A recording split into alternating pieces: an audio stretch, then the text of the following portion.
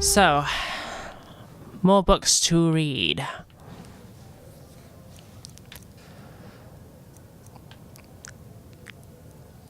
I don't even remember picking that up, but I'll read that at another point.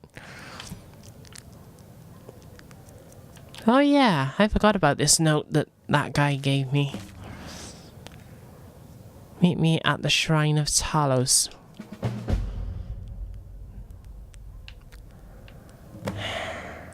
Do I really want to get involved in that? I mean, the guy seemed friendly enough, but at the same time also creeped me out a little bit. Maybe I should go and hear him out.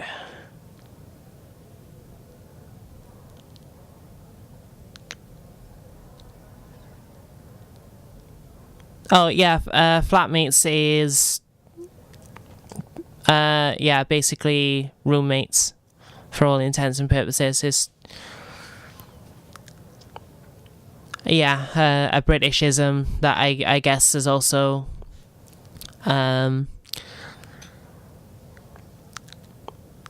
also part of the lexicon of New Zealand and Australia and so forth.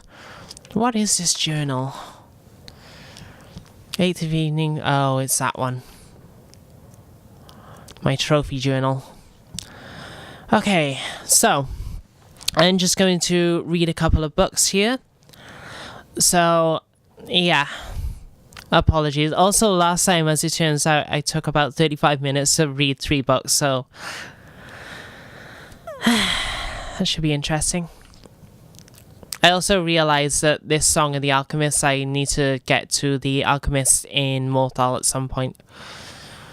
So anyway, Mannimarco, King of Worms.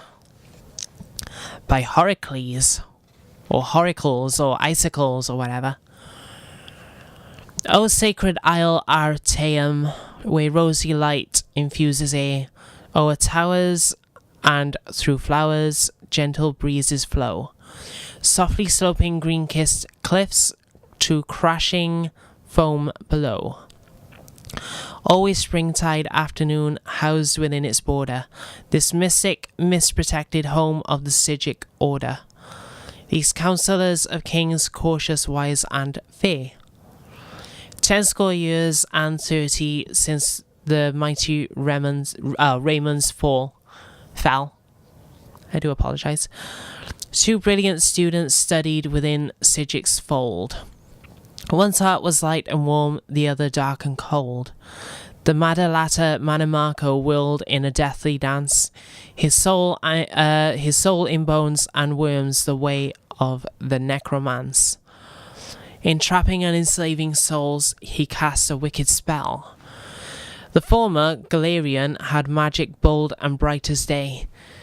He confronted Mannimarco beneath grey separate tower. Or would that be Kepera Tower?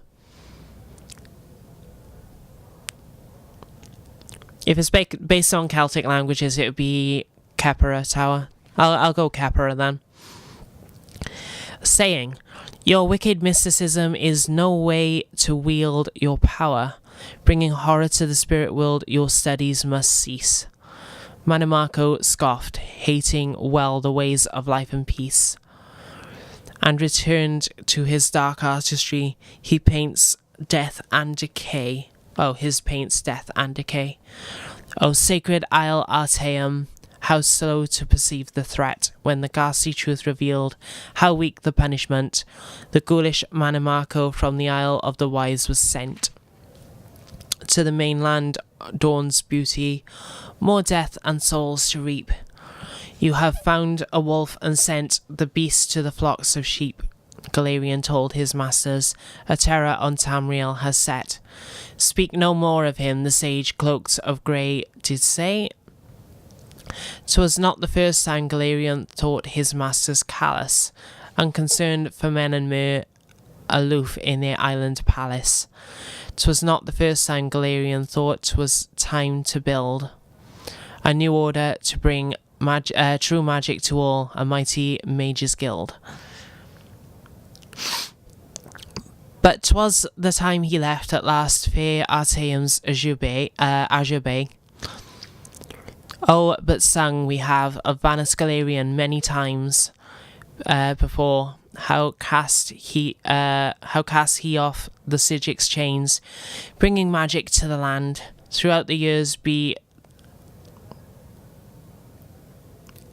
he saw the touch of Mannimarco's hand through Tamriel's deserts, forests, towns, mountains, and seas, the dark grip stretching out, growing like some dread disease. By his dark necromancers collecting cursed artifacts of yore. Cursed artifacts of yore. This poem is very strange in its form. Certainly its rhyming conventions are not standard, so I mean that's good at least. They brought to him these tools, mad wizards and witches, and brought blood-tainted herbs and oils to his cave of sin, sweet akaviri poison, dust from saints, sheaths of human skin, toadstools, roots, and much more cluttered his alchemical shelf. Like a spider in his web, he sucked all their power into himself. Mannimarco, Worm King, world's first of the undying liches. Corruption on corruption till the rot sunk on his very core. Though he kept the name Mannimarco, his body and his mind were but a living, moving corpse as he left humanity behind. I thought he was an elf. I thought he was an Altmer. The blood in his veins became instead a poison acid stew. His power and his life increased as his fell collection grew. Mightiest were these artifacts long cursed since the days of yore. They say Galerion left the guild, calling it a morass, but in truth is a powerful stream polluting the river of time.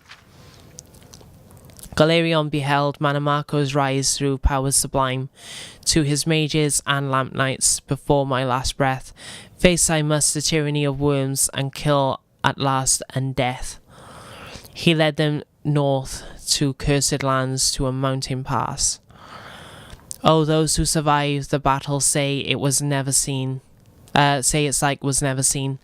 Armored with magicka, armed with ensorcelled sword and axe. Ensorcelled? Magic, I'd imagine. Galerion cried, echoing, Worm King, surrender your artifacts and their power to me, and you shall live as befits the dead. A hollow laugh answered, you die first, Mannimarco said.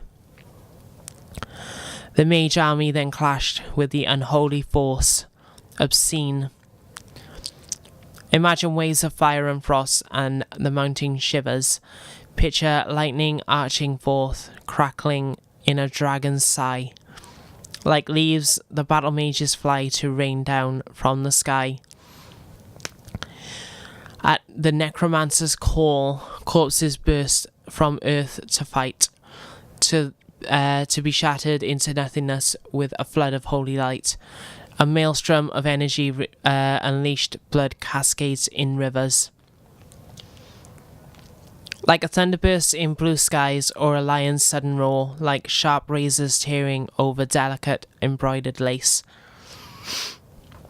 So at a touch did Galerion shake the mountain to its base. The deadly horde fell fatally, but heeding their dying cries. From the depths the thing they called Worm King did rise. Noon itself did scream in the mages and necromancers' war. How long is this? His eyes burning dark fire, he opened his toothless maw, vomiting darkness with exhalation of his breath. With each exhalation of his breath, all sucking in the fetid air, felt the icy touch of death. In the skies above the mountain, darkness overcame pale. When Mannimarco, Worm King, felt his dismal powers fail.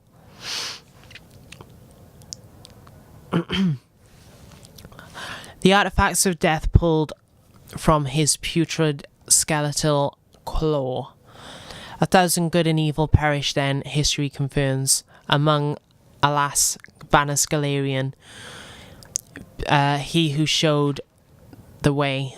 It seemed once that Mannimarco had truly died that day. Scattered seemed the necromancers, wicked, ghastly fools. Back to the Mages Guild, victors kept the accursed tools. Of him living still in undeath, Mannimarco, king of worms.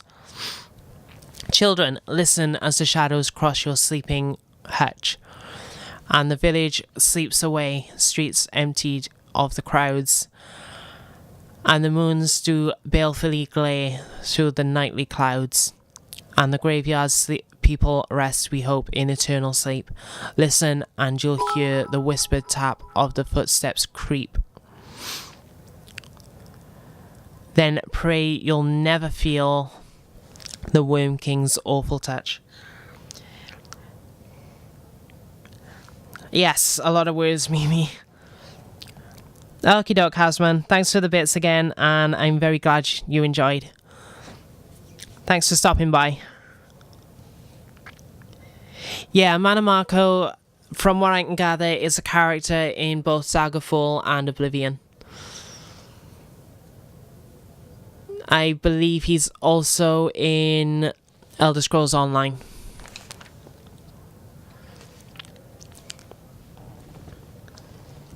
And I think... Yeah, take care, Hasman. I think, but I'm not 100% sure, that he actually turned Vanus Galerian into one of his thralls through necromancy. So, yeah, that was the thing.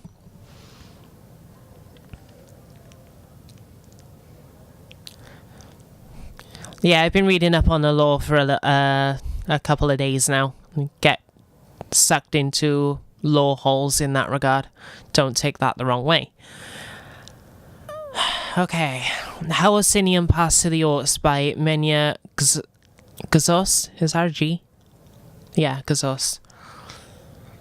How many pages is this? 1, 2, 3, 4, 5, 6, 7, 8, 9, 10, 11, 12, 13, 14, 15, 16, 17, 18, 19, 20. Never mind, I am not reading all that. I'm sorry, but no. Sithis. Sithis is the start of the house. Before him was nothing but the foolish Ultima. Before him was nothing but the foolish Ultima have names for and revere this nothing. That is because they are lazy slaves. Indeed, from the sermons, stasis asks merely for itself, which is nothing. Sithis sundered the nothing and mutated the parts, fashioning from them a myriad of possibilities. These ideas ebbed and flowed and faded away, and this is how it should have been. One idea, however, became jealous and did not want to die, like the stasis. He wanted to last. This was the demon Anui El, who made friends, and they called themselves the Aedra. They enslaved everything that Sithis had made and created realms of everlasting imperfection. Thus are the Aedra, the false gods. That is illusion.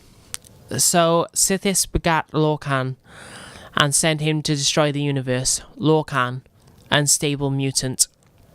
Lorcan had found the Aedric weaknesses. While each rebel was by their nature immeasurable, they were, through jealousy and vanity, also separate from each other. They were also unwilling to go back to the nothing before. So while they ruled their false dominions, Lorcan filled the void with a myriad of new ideas. These ideas were legion. Soon it seemed that Lorcan had a dominion of his own, with slaves and everlasting imperfections, and he seemed, for all the world, like an Aedra. Thus did he present himself as such to the demon Anui El and the 8 givers as a friend. Go unto Sharmat Dagoth as a friend. I hear I Hermamora Aladun Padhome Lokan I Al. Or A-Al.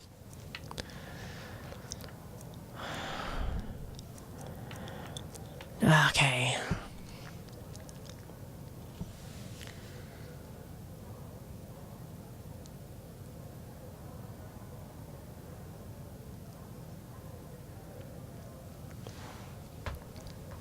Yes, slow holes.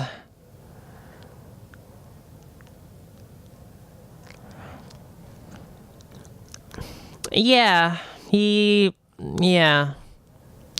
seemed he was made out to be a much bigger deal than he actually was in the game. As stupid as that sounds. Like, I remember him being quite easy to fight instead of being like this amazing mini boss, but that might also have just been Oblivion's combat system in general.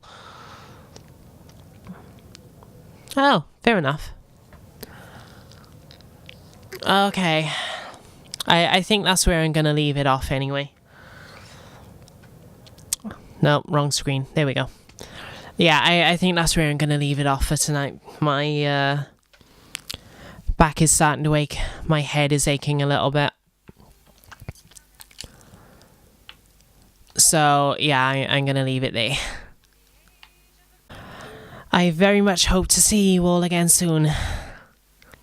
Thanks for watching and take care, everyone.